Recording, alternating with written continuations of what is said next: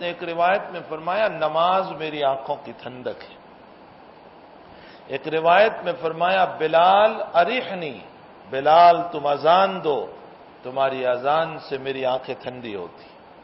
ایک روایت میں فرمایا سکون کی چیز اگر تم دیکھنا چاہو تو نماز ہے، کتنے ہی تم پریشان ہو نماز میں آ جاؤ، اللہ تعالیٰ سکون عطا فرما دیتے ہیں۔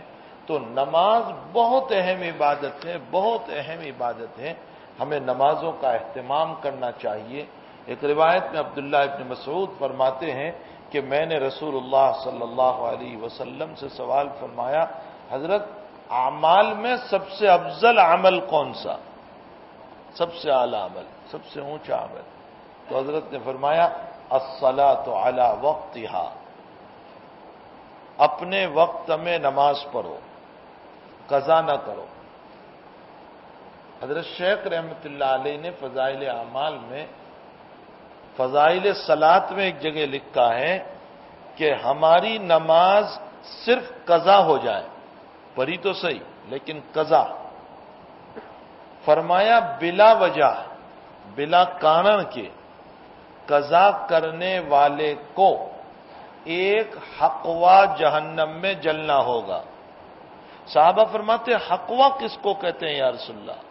فرمایا 80 سال قضا کر کے نماز پڑھی، اس پر 80 سال ہے، تو اگر نماز بالکل چھوڑ دیں گے تو کیا حال ہوگا؟ اس لیے ہمیں چاہیے کہ نمازوں کا اہتمام کریں۔ فرمایا کہ کون سا عمل سب سے افضل؟ فرمایا الصلاۃ علی وقتہا۔ پھر فرمایا اور کون سا عمل؟ فرمایا ماں باپ کی اطاعت۔ پھر فرمایا اور کون سا عمل؟ فرمایا اللہ کے راستے کا مجاہدہ۔ دوسری روایت میں ارشاد فرمایا کہ اور کون سا عمل افضل؟ فرمایا الصدقۃ فی سبیل اللہ، اللہ کے راستے میں صدقہ۔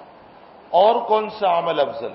حضرت نے ارشاد فرمایا میٹھی بات کرنا، اگر تم صدقہ نہیں کر سکتے ہو، غریب ہو، میٹھی بات کرو، اچھی بات کرو۔